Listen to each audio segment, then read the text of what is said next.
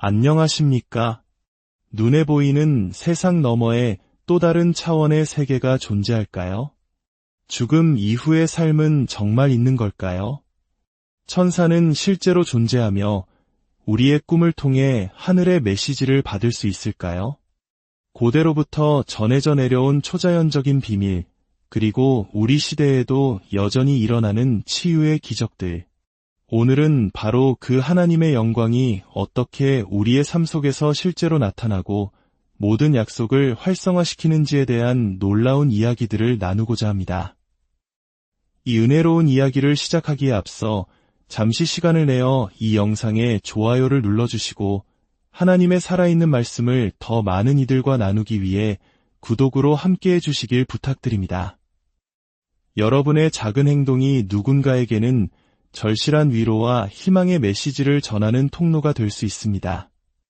주님의 이름으로 여러분을 축복합니다.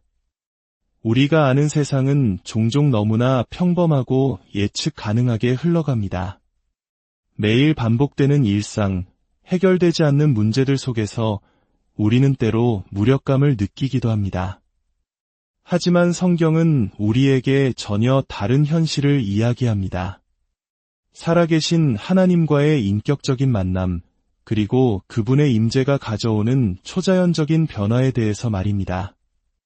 오늘 우리가 만날 한 사도는 어느 날 하나님의 음성을 직접 듣는 놀라운 경험을 합니다. 하나님께서는 그에게 나의 백성에게 초자연적인 세계를 가르치라는 사명을 주셨습니다. 그 후 그의 사역에는 말 그대로 하나님의 불이 임하기 시작했습니다. 지금 세대는 아마 들어본 적도 없을 그 강력한 하나님의 불을 말입니다. 그는 스페인에서 있었던 한 집회를 떠올리며 이야기합니다. 집회가 시작되기 직전 성령님께서 그에게 말씀하셨습니다. 오늘 예배에는 나의 임재가 3번의 파도처럼 임할 것이다. 첫 번째 파도는 창조적인 기적을, 두 번째는 영적인 속박에서의 해방을, 그리고 세 번째는 뜨거운 불을 가져올 것이다. 과연 그 말씀대로 집회 현장에는 하나님의 강력한 임재, 즉 하나님의 영광이 나타났습니다. 특히 세 번째 파도인 불이 임했을 때 수백 명의 사람들이 하나님의 능력에 깊이 만져지며 변화되기 시작했습니다. 특히 젊은이들이 눈물을 쏟으며 울부짖었습니다. 주님, 저의 죄를 회개합니다. 이제부터 주님의 얼굴만을 구하겠습니다. 그곳에 모인 젊은이만 무려 800명이었습니다. 이는 마치 1970년대 한국 교회를 뜨겁게 달구었던 부흥 집회의 열기를 떠올리게 하는 광경이었습니다. 세속적인 문화에 깊이 빠져있던 스페인의 젊은이들이 눈물로 회개하며 하나님을 찾는 모습은 시대를 넘어 동일하게 역사하시는 성령님의 살아있는 능력을 명백히 보여주는 증거였습니다. 왜 이런 강력한 역사가 일어나는 것일까요? 그는 현대사회, 특히 서구사회의 문제점을 지적합니다. 우리에게는 너무나 많은 선택지가 있다는 것입니다. 문제가 생기면 우리는 병원을 찾고 전문가의 상담을 받고 여러 가지 인간적인 방법을 먼저 시도합니다. 하나님을 찾는 것은 종종 우리의 세 번째, 네 번째 선택지가 되곤 합니다. 하지만 그가 방문했던 아프리카의 한 지역은 달랐습니다. 그곳에서 그는 암 환자들을 위해 기도했습니다. 주님께서는 그에게 나의 임재가 암을 치유할 것이다 라고 말씀하셨습니다. 그곳에는 수많은 암 환자들이 모여 있었습니다. 그중 한 여성은 집회 장소에서 3시간이나 떨어진 곳에서 휠체어를 타고 왔습니다. 하나님께서는 그녀를 그 자리에서 즉시 치유하셨습니다. 휠체어를 타고 왔던 그녀는 자신의 2발로 걸어서 집으로 돌아갔습니다. 그녀는 이렇게 말했습니다. 저에게는 이곳에 오는 것 외에 다른 어떤 선택지도 없었습니다. 그렇습니다. 우리에게 너무나 많은 목발이 있을 때 우리는 하나님의 능력을 의지하는 법을 잊어버립니다. 그러나 모든 희망이 사라진 절박한 상황 속에서 오직 주님만이 유일한 소망이 될 때 하나님의 영광은 가장 강력하게 나타나는 법입니다. 더욱 놀라운 것은 이러한 기적이 특정 사역자에게만 국한되지 않는다는 사실입니다.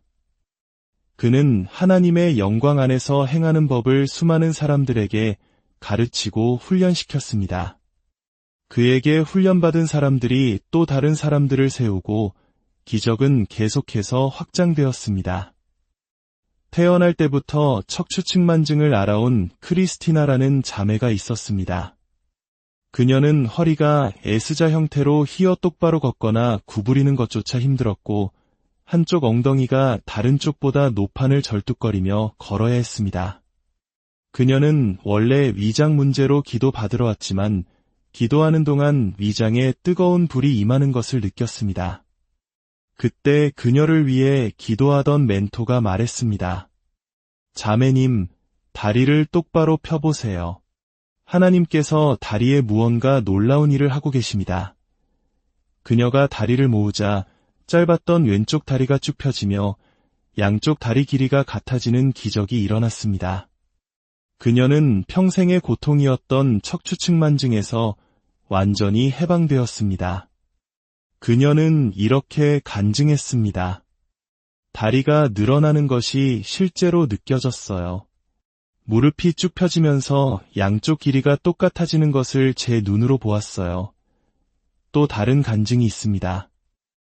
25년간 한쪽 눈의 시력을 잃고 살았던 한 남성의 이야기입니다. 후유리체 박리라는 진단을 받고 시야에 항상 무언가 떠다니는 영구적인 장애를 안고 살았습니다. 집회 중에 지금 눈먼 자가 시력을 되찾을 것입니다라는 선포가 있자마자 그가 기도받기도 전에 시력이 완전히 회복되었습니다. 25년 만에 그는 세상을 다시 선명하게 볼 수 있게 된 것입니다. 이것이 바로 하나님의 영광, 그분의 현현하는 임재가 임할 때 일어나는 일입니다. 어쩌면 이런 이야기들이 너무 비현실적으로 들릴지도 모릅니다. 마치 성경 사도행전에나 나올 법한 이야기처럼 말입니다. 실제로 그런 일이 있었습니다. 멕시코에서 사역하는 한 건축가 출신 목사님이 있습니다. 그는 성도 수가 300명일 때 이사도를 찾아와 훈련을 받았고 7년 후 그의 교회는 11,000명이 넘는 대형 교회로 성장했습니다. 화려한 공연이나 엔터테인먼트가 아닌 오직 하나님의 능력과 기적, 표적과 기사를 통해 이룬 부흥이었습니다. 그 목사님에게 훈련받은 크레센시오라는 한 청년이 있었습니다. 어느 날 그는 납치를 당했습니다. 납치범들은 그를 한 술집으로 끌고 가 말했습니다. 내가 여기 술값을 다 내면 그 후에 너를 죽이겠다. 극심한 공포 속에서 그는 화장실로 가서 간절히 기도하기 시작했습니다.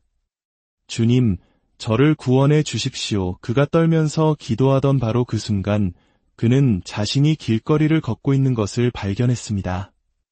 이것은 상상이나 환상이 아니었습니다. 그는 물리적으로 육신을 입은 채로 화장실에서 길거리로 순간 이동한 것입니다. 그는 즉시 집으로 달려가 살아계신 하나님을 찬양했습니다. 이 놀라운 기적을 체험한 후 그의 삶은 완전히 바뀌었습니다. 그는 담대하게 사람들을 위해 기도하기 시작했고 그를 통해 기머거리가 듣게 되고 맹인이 눈을 뜨는 등 수많은 기적이 일어났습니다. 죽음의 위협 앞에서 자신을 건져내신 하나님의 능력이 이제 그를 통해 다른 이들에게 흘러가기 시작한 것입니다. 그렇다면 우리가 그토록 사모하는 하나님의 영광이란 정확히 무엇일까요? 하나님의 영광은 그분의 나타나신 임재라고 정의할 수 있습니다.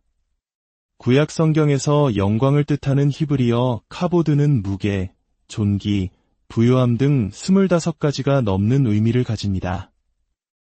또한 세키나라는 단어는 눈에 보이도록 나타나는 하나님의 임재를 의미합니다. 즉, 보이지 않는 영적 세계에 계신 하나님께서 우리의 물리적인 현실 세계에 자신을 드러내시는 것, 그것이 바로 하나님의 영광입니다. 하나님은 어디에나 계시지만 모든 곳에서 당신의 영광을 나타내시지는 않습니다. 하나님께서 특정 장소나 사람에게 임재를 나타내시기 위해서는 두 가지 조건이 필요합니다. 첫째, 영과 진리로 드리는 예배가 있어야 합니다. 둘째, 그분에 대한 계시가 있어야 합니다. 여기서 계시란 단순히 머리로 아는 지식이나 정보가 아닙니다. 성경을 지식으로만 아는 것은 맛있는 음식의 요리법을 읽기만 하는 것과 같습니다. 하지만 계시를 받는다는 것은 성령님을 통해 그 진리가 내 영에 부딪혀 깨달아지고 그 음식을 직접 맛보는 것과 같은 살아있는 경험을 하는 것입니다. 정보는 우리를 변화시키지 못하지만 계시는 우리를 움직이게 하고 믿음을 활성화시키며 실제적인 변화를 만들어냅니다. 말씀 없는 성령의 임재는 우리를 오류에 빠지게 할 수 있고 성령의 임재 없는 말씀은 우리를 건조하고 죽은 신앙인으로 만들 수 있습니다. 우리에게는 말씀과 성령, 이 두 가지가 모두 필요합니다. 이것이 바로 말도나도 사도가 암, 심장병 등 특정 질병에 대해 강력한 치유의 권능을 나타내는 이유입니다. 그에게는 그 질병들에 대한 하나님의 계시가 있기 때문입니다. 그가 하나님의 영광 안에서 선포할 때 하늘의 창고에서 새로운 심장이 나오고 암세포는 소멸되는 역사가 일어나는 것입니다. 이 놀라운 하나님의 능력은 과거의 이야기가 아니며 특별한 소수만의 것도 아닙니다. 바로 오늘 당신의 삶 가운데 나타날 수 있는 실제입니다. 혹시 지금 삶의 문제에 갇혀 있다고 느끼십니까? 매일 똑같이 반복되는 신앙생활에 지쳐 있지는 않으신가요? 살아계신 하나님과의 뜨거운 만남을 갈망하고 계십니까? 이제 당신이 그 하나님의 불을 체험할 시간입니다. 이 불이 왜 필요할까요? 첫째, 우리의 믿음이 사람의 지혜가 아닌 하나님의 능력 위에 굳건히 서기 위함입니다. 둘째, 우리의 삶이 근본적으로 변화되기 위함입니다. 그리고 가장 중요한 셋째, 우리가 단순히 기적을 받는 수혜자를 넘어 하나님의 임재를 세상에 들고 다니는 운반자가 되기 위함입니다. 이제 잠시 모든 것을 내려놓고 갈급한 마음으로 함께 기도합시다. 사랑의 아버지 하나님, 예수님의 이름으로 기도합니다. 지금 이 음성을 듣고 있는 당신의 자녀들을 축복합니다. 주님의 임재를 갈망하며 하나님의 뜨거운 불을 사모하는 모든 심령 위에 지금 찾아가 주시옵소서.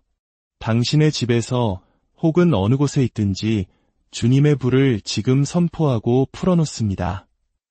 예수님의 이름으로 명하노니 성령의 불이 임할지어다. 당신의 영이 새롭게 점화될지어다. 하나님의 임재와 불로 충만하게 채워질지어다. 예수님의 이름으로 기도합니다. 아멘.